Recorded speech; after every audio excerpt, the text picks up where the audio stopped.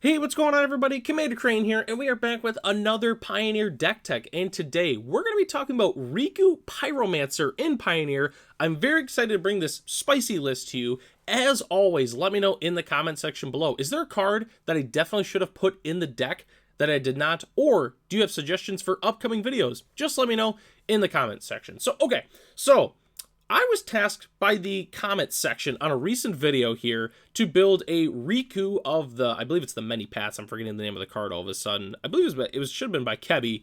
And so as of, recording this video, it's the 24th, he tasked me of wanting to build a Riku deck because, they're building one on their channel and they wanted to, compare that kind of thing. So I don't know exactly when this video is going to upload, but anyways, this is my version of Riku. There was a couple different builds I tried to build, and they really didn't seem that strong, or they seem strictly worse of other decks, but I think this is the right deck for it. So let's go and hop into here. So Riku Pyromancer is very, very similar, at least Riku of the Many Paths there, we're playing 4 copies of it, is somewhat similar to Young Pyromancer in 3rd Path Iconoclast, in the sense that whenever you cast a spell, as long as it meets the criteria, you make a token. So we have Young Pyromancer in 3rd Path Iconoclast. Whenever you cast a non-creature, well, 3rd Path is non-creature, Young Pyromancer is instant sorcery, so essentially a non-creature, we make a token.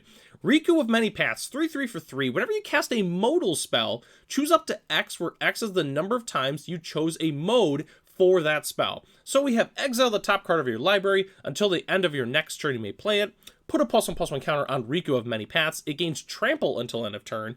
Or create a 1/1 blue bird creature token with flying. So essentially what we're doing is we're playing a Pyromancer shell, but we're going to be playing a whole bunch of the modal spells. So a modal spell is considered like an instant or sorcery that you can choose different options for the most part. So it'll make sense here in a second. But we have a couple cards that are not modal spells that we still have to talk about that are just good engines for the deck. So we're playing 4 Consider, 2 Opt, and 4 Fiery Impulse. They're just really good, instant sorceries if you're looking to play cheap cards. So that's why we're playing this package. It's pretty standard for the most part in a Pyromancer deck. But let's get to the beef, the cards that we really, really want to show off. These are all the modal cards we're playing.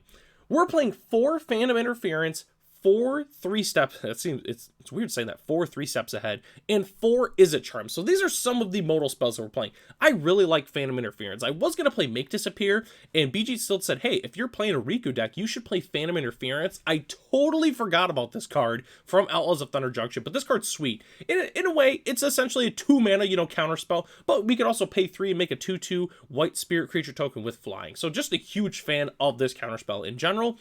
3 Steps Ahead is really good. This was one of the first cards I initially thought of in terms of, building a Pyromancer deck. So you got the 1 blue and it has Spree. We can pay 1 of the blue to counter target spell, which is probably what we're going to do most of the time.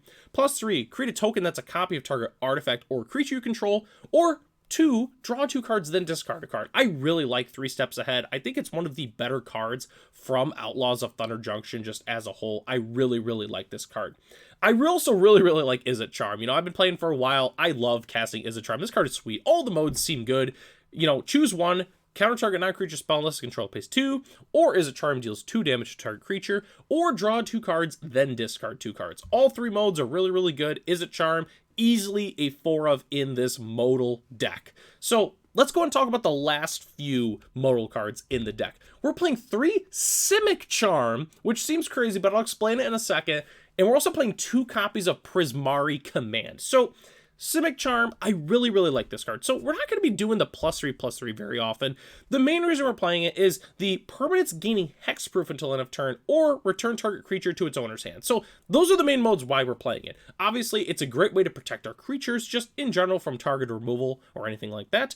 It's also really good just because a 2 mana, like a 2 mana unsummon sounds bad, but it's more of like a petty theft / disperse kind of card.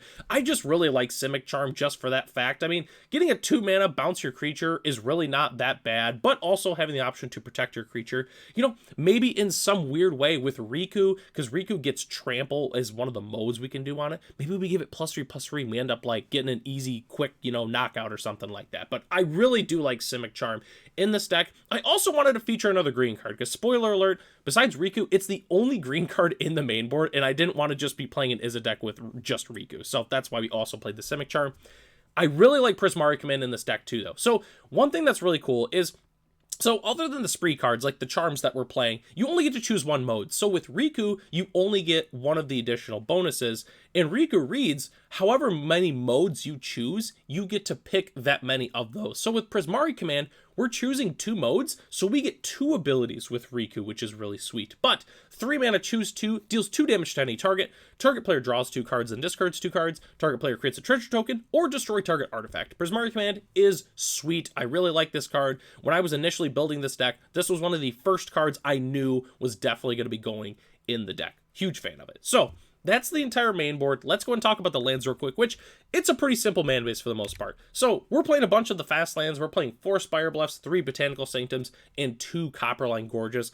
I also want to take a quick moment. Let's appreciate these prices here at the bottom of the screen. Only $1.50, US for Botanical Sanctums each. That is awesome. $3 for Spiral of Canals?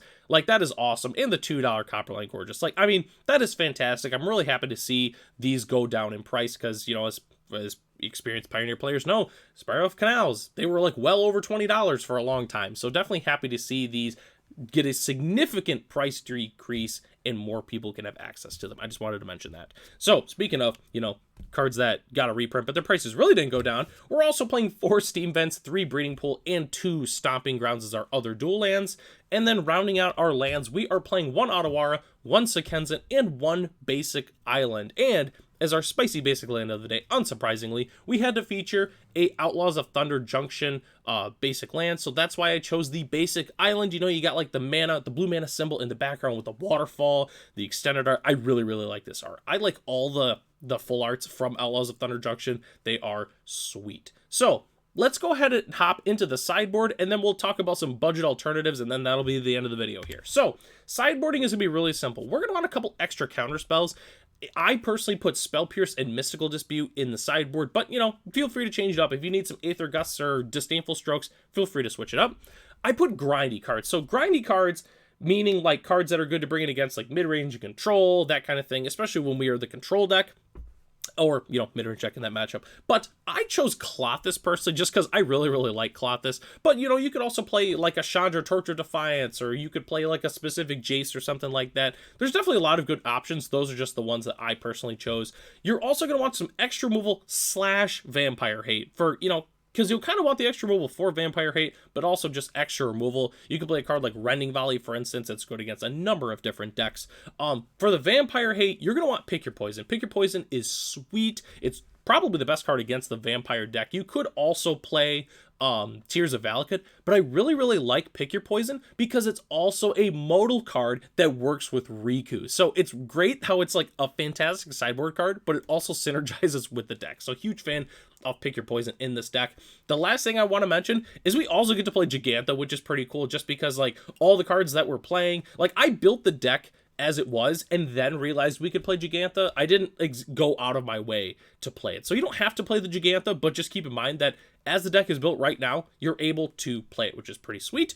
And then the last thing we have to talk about is the budget options, which is actually pretty easy for the most part. So the entire budget comes from the dual lands. If you take out, if you just play a bunch of the cheaper dual lands, this deck is extremely cheap. The only other card that's somewhat pricey is 3 Steps Ahead. They go for about $3 to $4 a piece right now. You could swap it with Confounding Riddle from Lost Caverns of Ixalan. It's still a modal counter spell.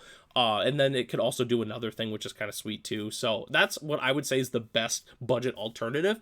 But the thing I want to mention is if you trim the dual lands, you play some more budget dual lands like the Pain lands, and we could stick with the fast lands, you can easily get this deck to under $100. I believe the current budget list as I build it right now is like $66 a piece, which is really good.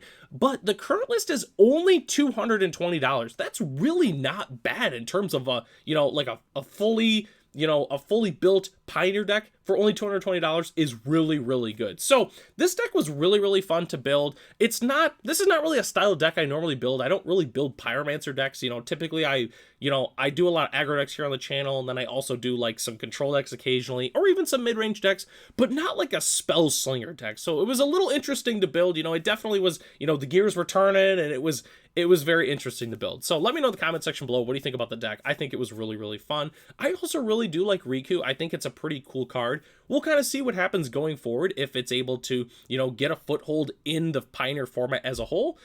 More mortal cards will come out. Riku's going to theoretically get better, so we'll kind of see what happens with Riku. But that takes us to the end of the video here. Thanks so much for watching this video. The deck lists are in the description below if you'd like to check it out for yourself. Huge shout out to our channel members, Ralph, Matt, and Arcadius. If you are interested in being a channel member, it's only $1 a month. You get access to the exclusive Discord as well as other features here on the channel. So, I'm Commander Crane. Thanks for watching this video, and I'll catch you in the next one.